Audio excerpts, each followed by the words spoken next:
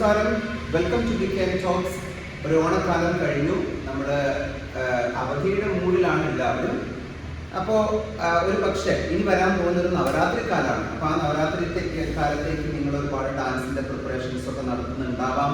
ചിലർക്ക് പ്രോഗ്രാംസ് ഒക്കെ ഉണ്ടാവാം. നമ്മൾ എവിടെയെങ്കിലും ഒരു അമ്പലത്തിൽ 10 ദിവസത്തെ ഉത്സവത്തിൽ എവിടെയെങ്കിലും ഒന്ന് പ്രോഗ്രാം ചെയ്യണം എന്നൊക്കെ എല്ലാവരും ആഗ്രഹിക്കുന്ന ഒരു സമയം കൂടിയാണ് നവരാത്രി. അപ്പോൾ നവരാത്രിക്ക് വേണ്ടി ഒരു സോങ് കമ്പോസ് ചെയ്യണം എന്നൊക്കെയുള്ള റിക്വസ്റ്റ് എനിക്ക് വന്നിട്ടുണ്ട്. അപ്പോൾ വെൽക്കം ടു അനദർ വീഡിയോ.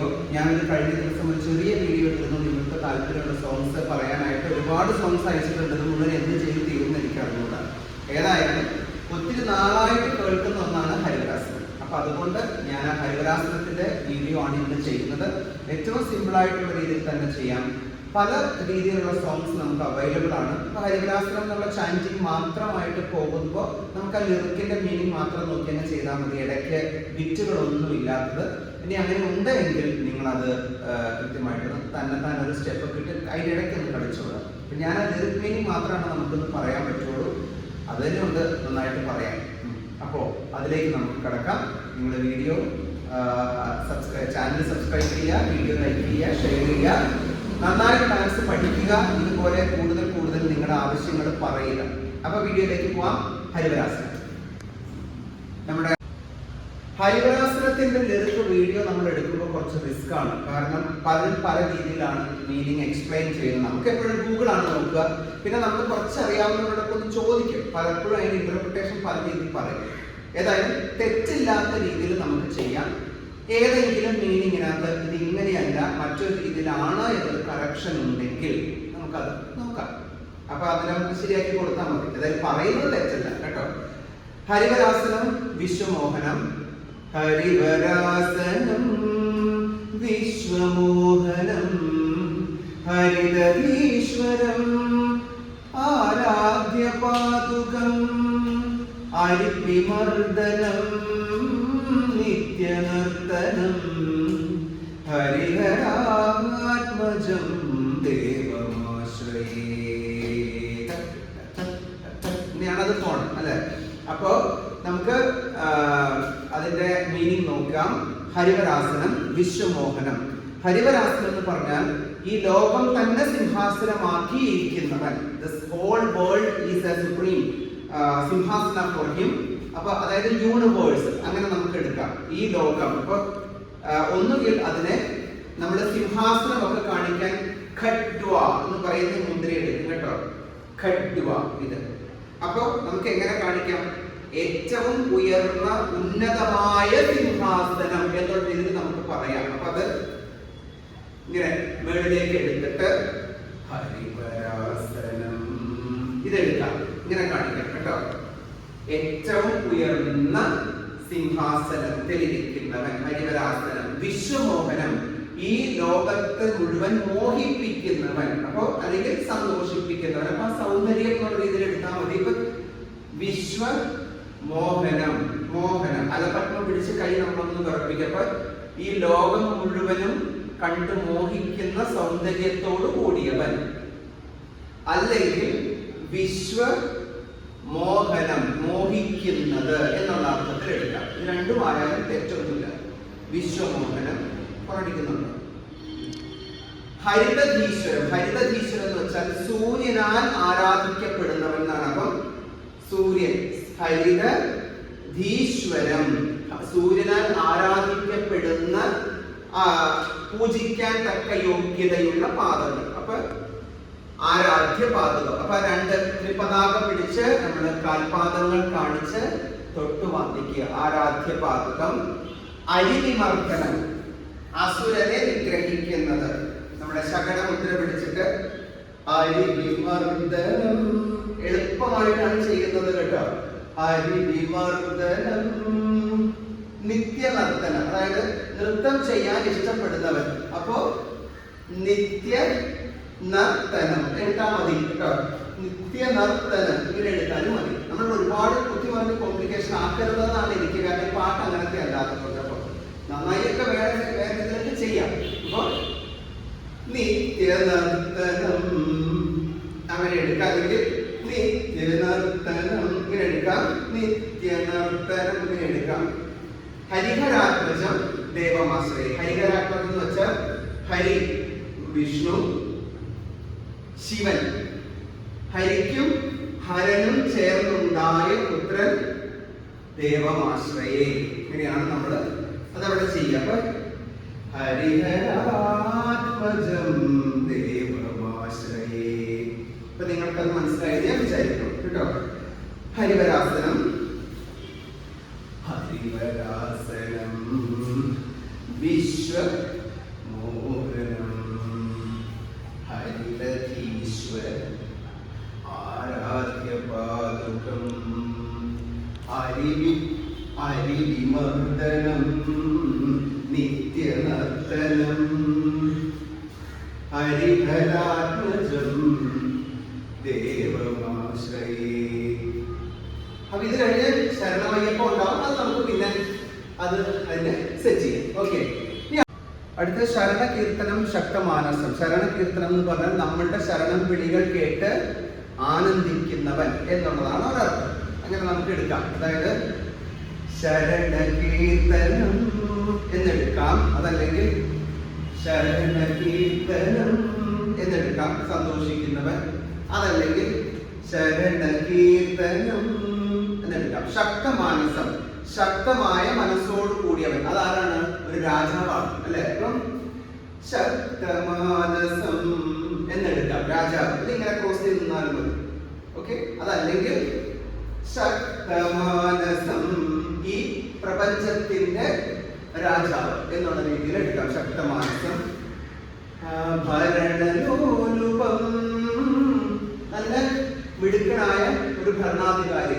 അപ്പൊ ഭരണലോലുപം ഞാൻ അങ്ങനെയാണ് എടുക്കാറ്. അതായത് എല്ലാം ഓക്കെ അല്ലേ എന്നുള്ള അർത്ഥത്തിൽ നമുക്ക് എടുക്കാം. അപ്പൊ അതല്ലെങ്കിൽ അതിന് ശക്തമാനസം അത് അവിടെ തന്നെ കണ്ടിന്യൂ ചെയ്യാം. ശക്തമാനസം ഭരണലോലുപം, ഭരണലോലുപം അത്രയും മതി. അടുത്ത നർത്തനാലസം, നൃത്തം ചെയ്യാൻ ഇഷ്ടപ്പെടുന്നവൻ. ആദ്യം നമ്മൾ പറഞ്ഞ അത് തന്നെയാണ് വീണ്ടും വരുന്നത്. അപ്പൊ നർത്തനാലസം ഇതെല്ലാം മറ്റൊരാളെ കുറിച്ചാണ് നമ്മൾ പറയുന്നത് എന്നുള്ള ബോധം നമുക്ക് എപ്പോഴും ഉണ്ടാവണം. നമ്മളല്ല നൃത്തം ചെയ്തപ്പോ നർത്തനാലസം നമ്മുടെ ഓഡിയൻസിനോട് പറയാണ്. അരുണഭാസുരം, അരുണഭാസുരം അതായത് ഉദിച്ചു വരുന്ന സൂര്യൻ. അരുണഭാസുരം, ഉദിച്ചു വരുന്ന സൂര്യനെ പോലെയുള്ളവൻ. ഭൂതനായകൻ, ഭൂതനായകൻ എന്ന് പറഞ്ഞാൽ ഈ എല്ലാ ജീവനുള്ള എല്ലാത്തിന്റെയും ഭൂത നായകം അല്ലെങ്കിൽ പ്രിയപ്പെട്ടവൻ എന്നുള്ള അർത്ഥത്തിൽ ഇങ്ങനെ എടുക്കാം. അവർക്കെല്ലാം പ്രിയപ്പെട്ടവൻ എന്നുള്ളത് എടുക്കാം.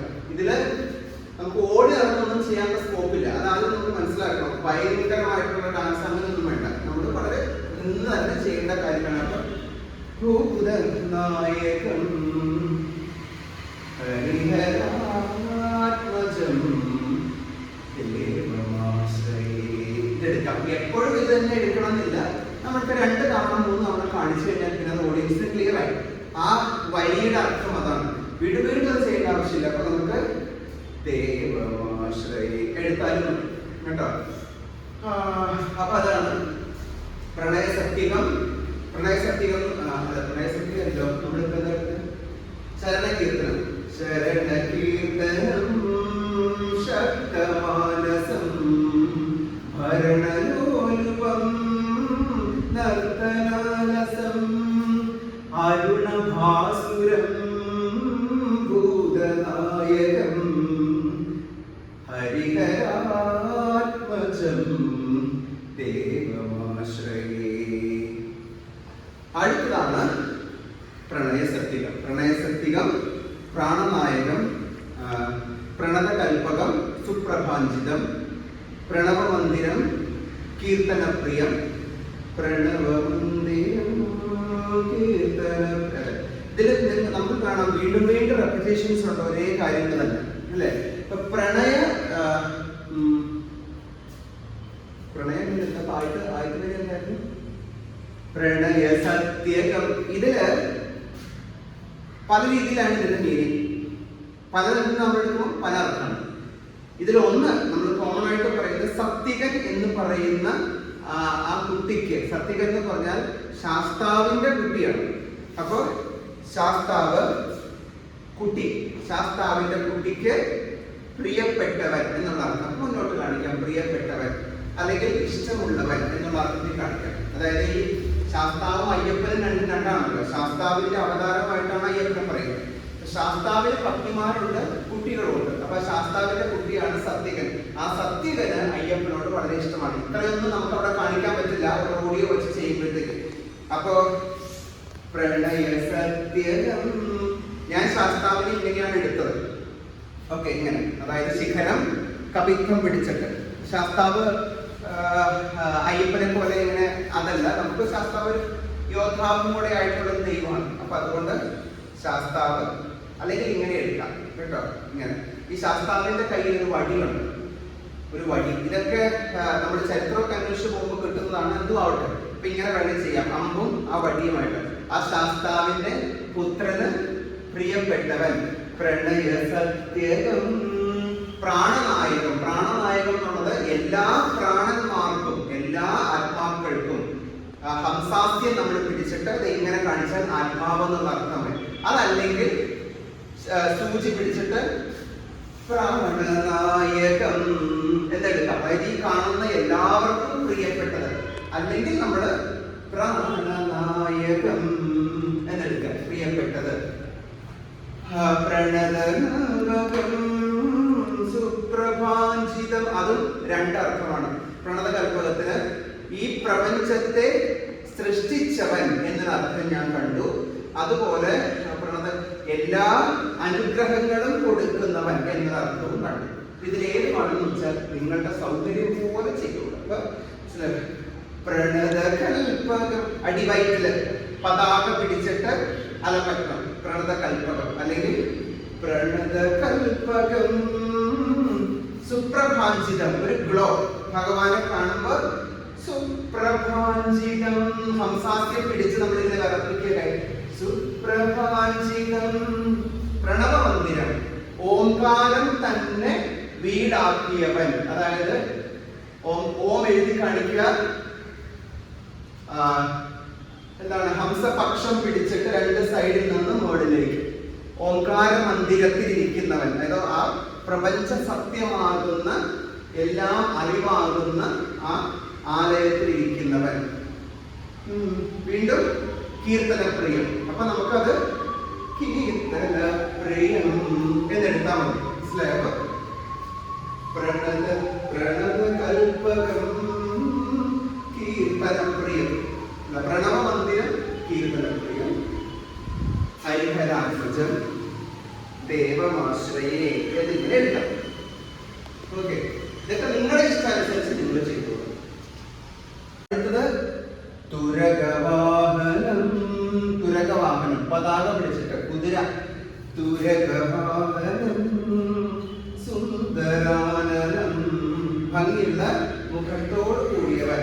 ആന നമുക്ക് നമ്മുടെ ഇഷ്ടം പോലെ എടുക്കുക, ഇങ്ങനെ എടുക്കാം, നിങ്ങളുടെ ഇഷ്ടം.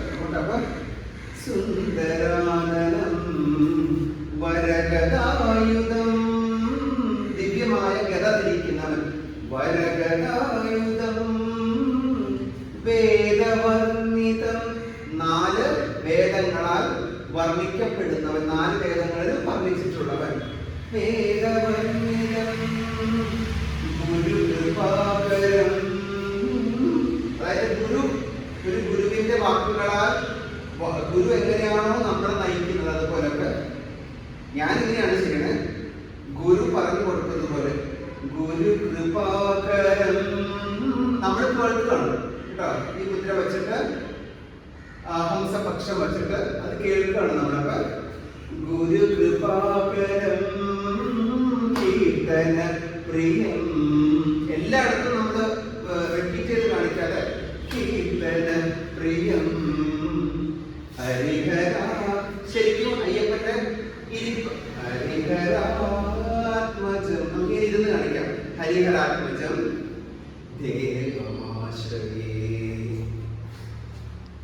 ഓക്കെ, അടുത്തത് ത്രിഭുവനാർച്ചിതം ദേവതാത്മകം.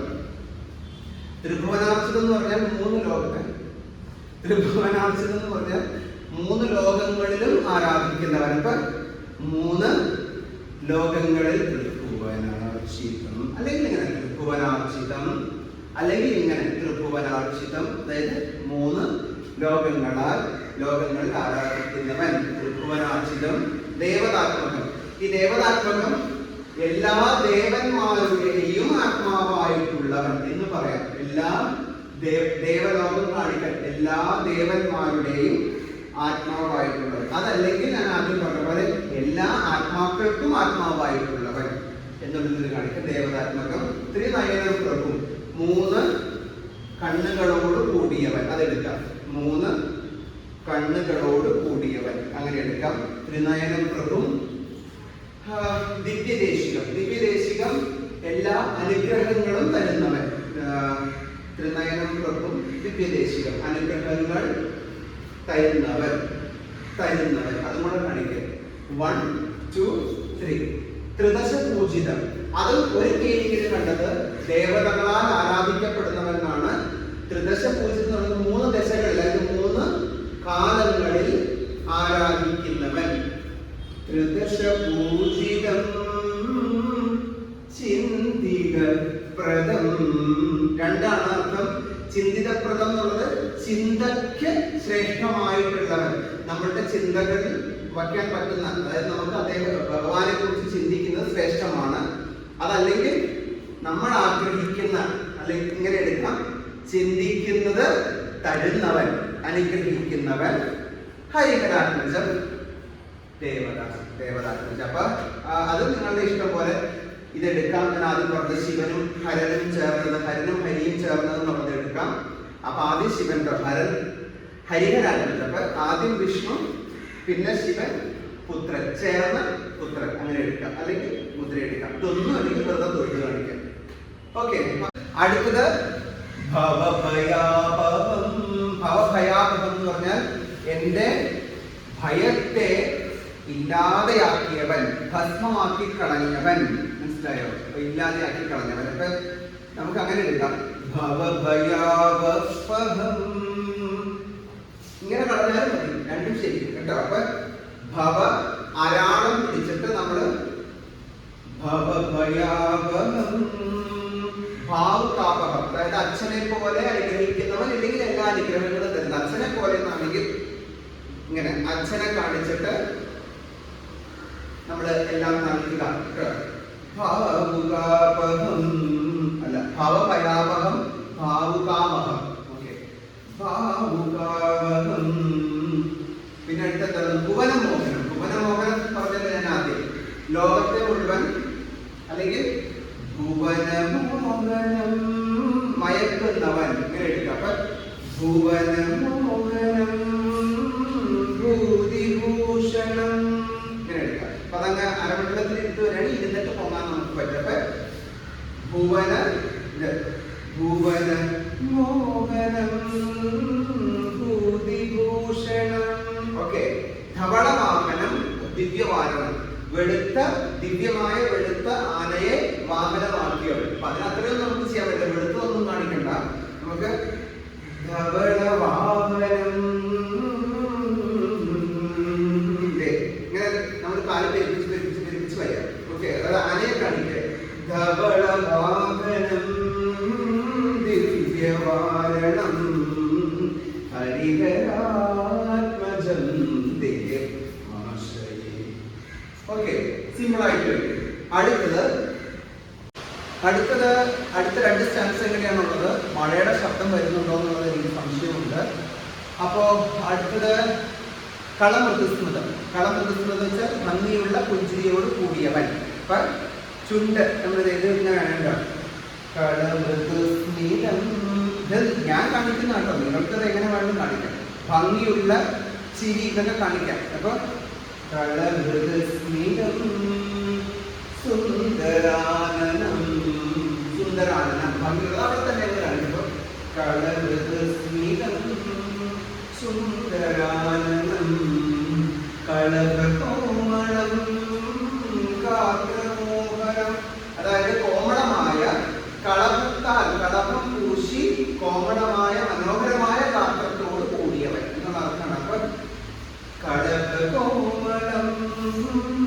ഗാത്രമോഹനം.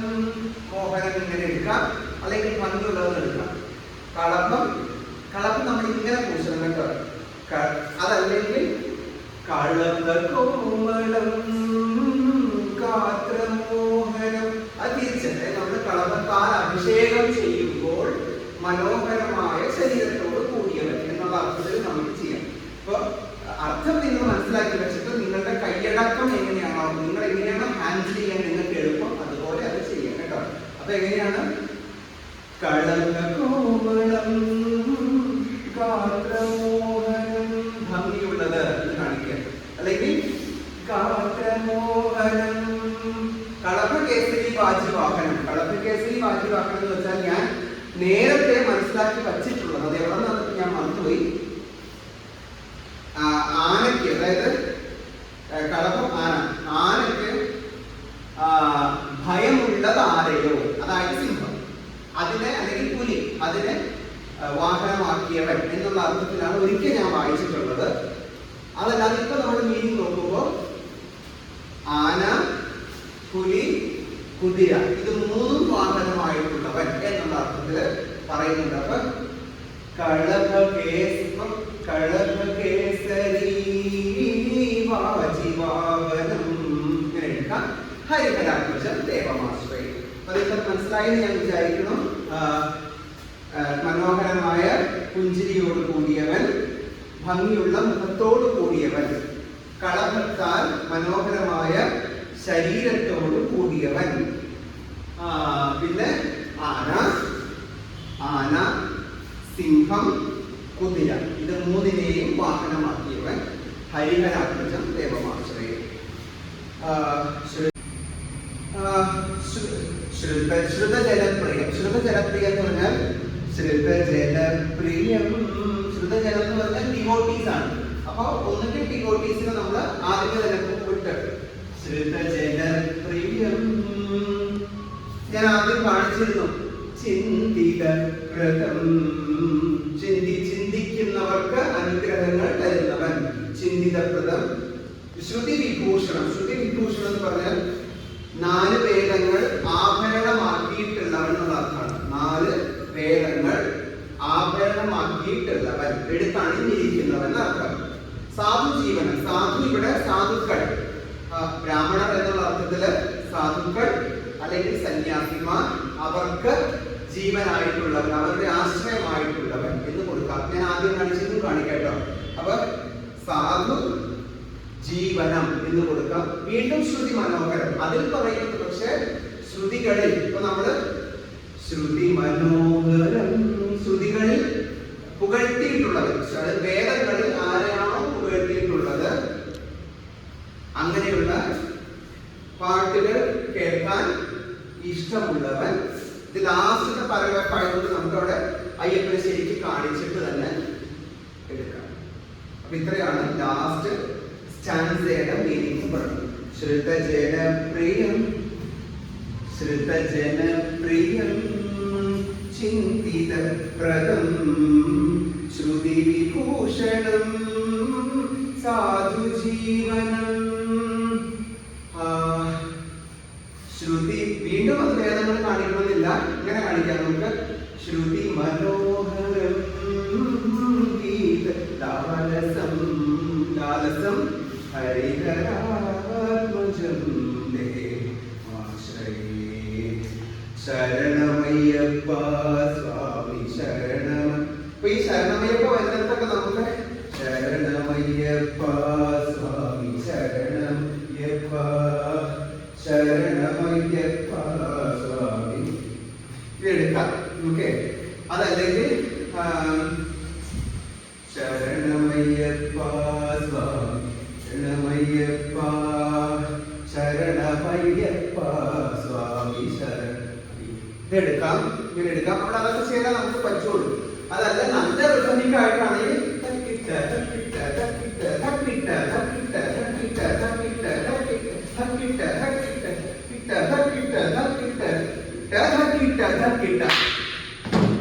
ഇങ്ങനെ വേണമെങ്കിൽ അത് ചെയ്യാം. ഓക്കെ, ശരണമയ്യപ്പ സ്വാമി ശരണമയ്യപ്പ, ശരണമയ്യപ്പ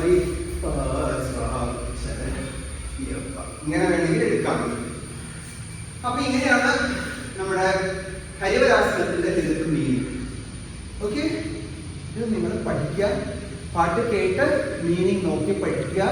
എന്തെങ്കിലും കറക്ഷൻസ് നിങ്ങൾക്ക് എനിക്ക് പറഞ്ഞു തരാനുണ്ടെങ്കിൽ കമന്റിൽ എഴുതുക, ഞാൻ കറക്റ്റ് ചെയ്യാം.